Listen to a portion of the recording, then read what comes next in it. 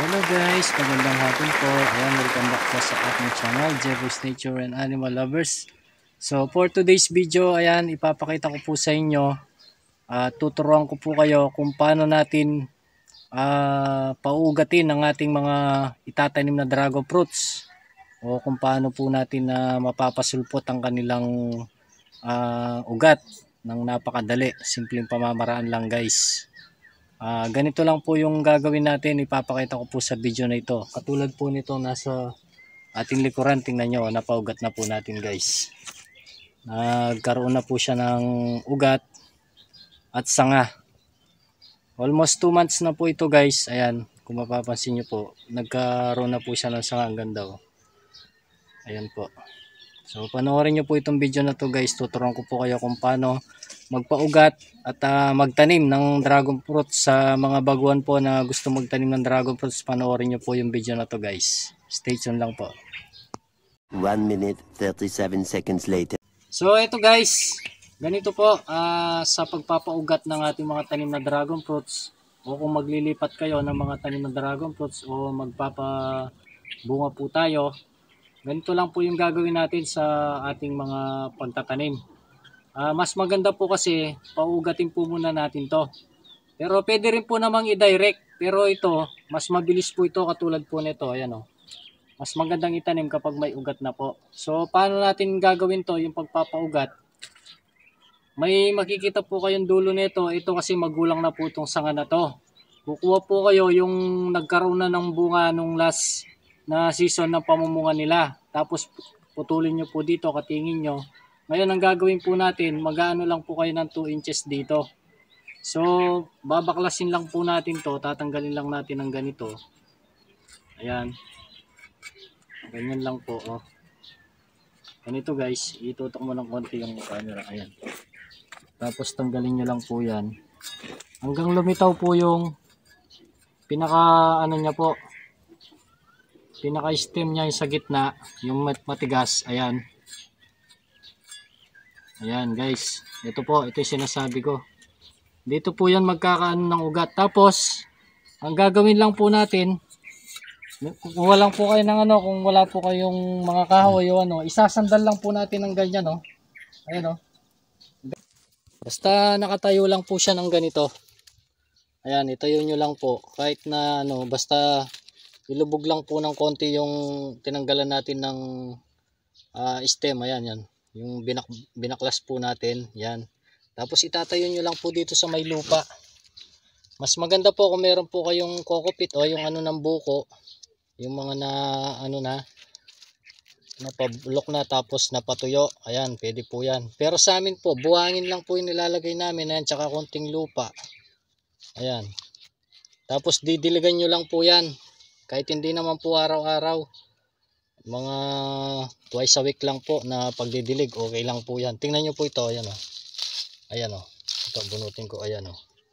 Diba? Ang bilis lang po nilang magkaugat o. Alos yung mga ito, yung mga nilagay namin dito, nagkaugat na. Yung iba natumba na lang o. Ayan o. Ayan. Ganyan. O. Ayan o. Nagkaroon na po ng mga ugat. Ayan o. Tingnan nyo guys.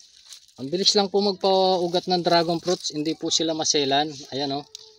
Papansin nyo naman yan. Alos may mga ugat na po yung mga to eh. Mga naisandal po namin dito. Ayan ito, tulad nito. Ayan oh. Ayan, mahirap po siyang tanggalin. Ayan, tsaka to. So may ugat na po yan. Ayan oh. So pagkikita ko po sa inyo. Ayan oh. Ayan guys. Oh. Binubunot na po namin. So ililipat na po namin talagang doon sa pwesto nila. Ipapakita ko rin po sa inyo kung saan po namin itatanim to. Kasi nagpapatanim po si Bossing dun sa mga bakod. Dun sa tinamnan namin ng napier ngayon. Meron pong tubo na nakatayo dun. Dun po natin itatanim. Tapos maglalagay na lang ng gulong sa taas. So ito madali na po ito. Magtutuloy na po yan. Ayan. Ganyan lang po kami ng dragon fruits. Magpaugat at magtanim. Ipapakita ko po sa inyo yung pagtatanim mamaya. Ganyan lang po. So tingnan nyo pong mabuti yung mga dragon fruits ninyo. Kailangan yung mga pauusbungin nyo po ng ugat, yung magulang na po, para kapag dating ng season 1 year lang po mamumunga na rin po sila. Ganyan po, dapat maano po yung stem na kukunin nyo, yung magulang na. Tsaka yung galing na sa pamumunga ng last season ng fruiting season. Ganyan po yung ano sa dragon fruits, pagpili ng mga gagawin ninyong parang breeder, ganon. O yung pabubungahin. Ganyan po yung ano paraan para magpaugat at maglipat. Bago ilipat, paugatin po muna. Pwede rin pong i-direct. Nasa inyo po yon. Pero mas maganda kung bago nyo po itanim, meron na po siyang ugat. Ganyan lang po guys. Tapos siguraduhin nyo po na wala pong punggus at sakit yung napili ninyong stem. Para pagka lumaki po yan, lumago, wala pong punggus. Tapos sprayan lang po natin pagkatapos natin na itanim, sprayan lang po natin ng fungicide para malayo po sa punggus. Ayan, ganyan lang po. Ayan, oh. Kita nyo naman po, may mga ugat na. Oh. So mamaya na lang guys, pagka itatanim na po, ipapakita ko po sa inyo kung paano yung preparation ng pagtatanim. Stay tuned lang po. 1 hour later. So ayan guys, inakot na po namin ng mga itatanim po natin sa ating mga bakod dito. Ayan, dito po pinapatanim ni Bossing sa mga bakod po na to. Ayan. Magtutusok lang po kami ng 2 stem dyan. So lalago na po yan. Dito sa taas maglalagay na lang po tayo ng gulong.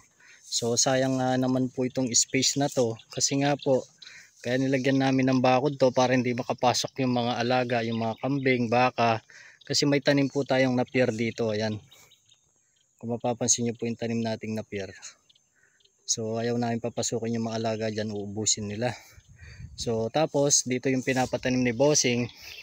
Maglalagay lang po kami ng lupa dito, tapos animal manure.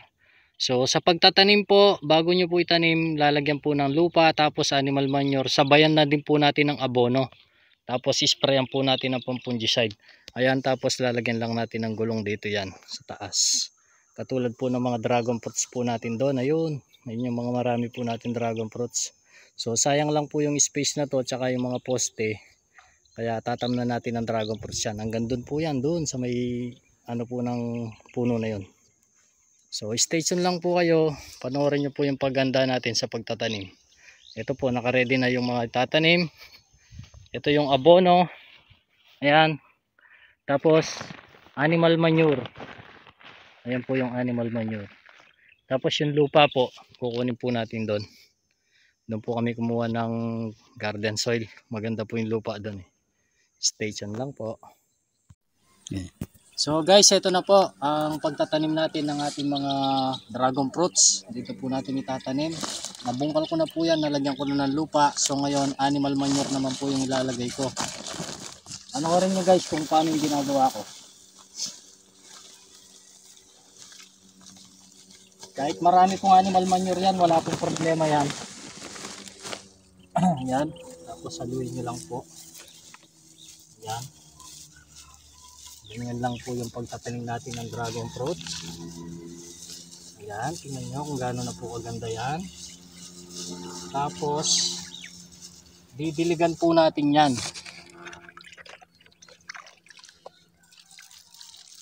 Dilig lang.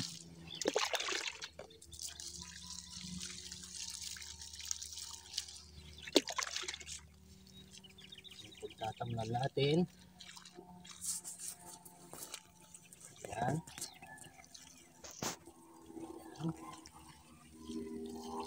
Kung nadiligan nyo na po, ready na po tayong magtanim. So siguraduhin nyo po na magulang na po yung mga itatanim nyong stem. Ayan, katulad po na yan. 1 year lang guys, mamumunga na po yung mga to. Sabayan po natin ng abono. Yan. Para madali po silang umusbong. Ganyan po yung ginagawa namin. Kapag nagtatanim kami ng bago, nilalagyan na po namin kaagad ng abono. Yan. So itanim na po natin. Ayan. Kahit hindi po masyadong malalim yung gusto po ng dragon fruit, nakapatong lang yan. Kaya medyo mataas po ito para kapag bumaha po dito, hindi po maano yung dragon fruits. Ayaw po kasi ng masyadong basa ng dragon fruits. Ayan. Tapos tabunan nyo lang po. Yan, ganyan lang guys.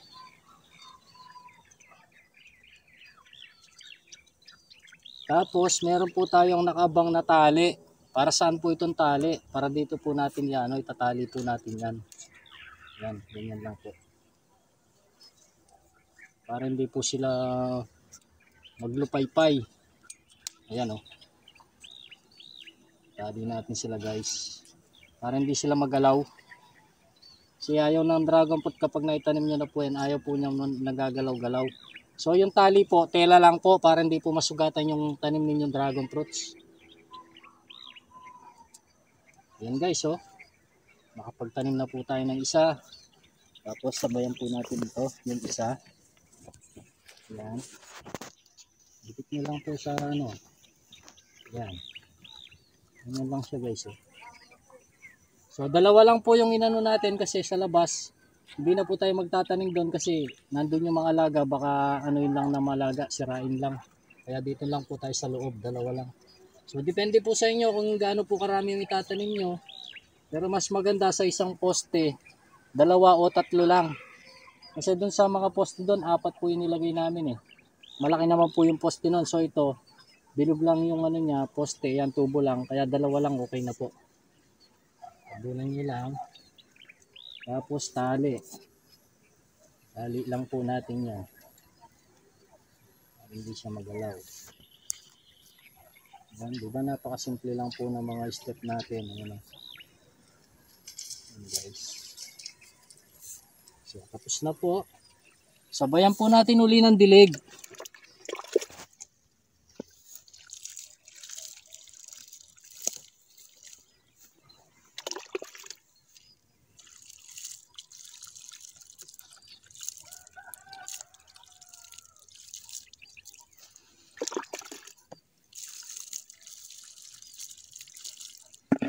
Guys, nakatanim na po tayo. So ang panguli pong step natin na ating gagawin, meron po tayong fungicide. Pang spray po, sprayan po natin yan. Yan. Sprayan po natin yan para malayo po silang magkapunggus. Yung lahat po ng stem nya, sprayan nyo po. Yan.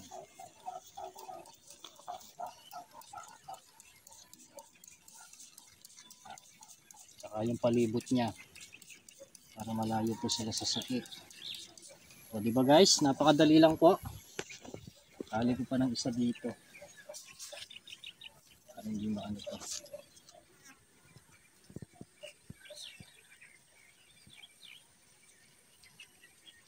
So ayan guys, napakita ko na po yung tutorial sa inyo kung paano po yung pagtatanim ng dragon fruits. Ayan, yung bagong itatanim na dragon fruits. Naipakita ko na po yung tutorial kung ano yung mga step natin ginawa dito. Sundin nyo lang po yung guys, sigurado naman po na ayan, usbong po ng malago yung dragon fruits ninyo. So lahat po yan lalagyan namin mga poste. Mula po doon, mamaya ko na lang po ipapakita yung mga naitanim namin ngayon. So yung iba, sa susunod na mga araw naman po. So ayan guys, maraming salamat po sa panonood. Ayan, sana'y meron po kayong natutunan at nakuha ng konting idea. Ayan, huwag niyo po sana kalimutan na mag-like at mag-subscribe. Paki-din po yung notification bell para lagi po kayong updated sa mga ina-upload nating panibagong video. So ipapakita ko po sa inyo mamaya yung mga natapos namin ngayong araw. 2,000 years later. Ayan na yung natapos nating naitanim guys. Ayan. Ayan. Kada poste po ng bakod nalagyan na po natin. Ayan. Ayan pa po.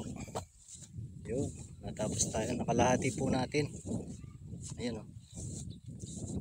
Nakalahati po natin tamnan. So maganda po magtanim hapon para hindi po masyadong mainitan yung dragon fruits ninyo.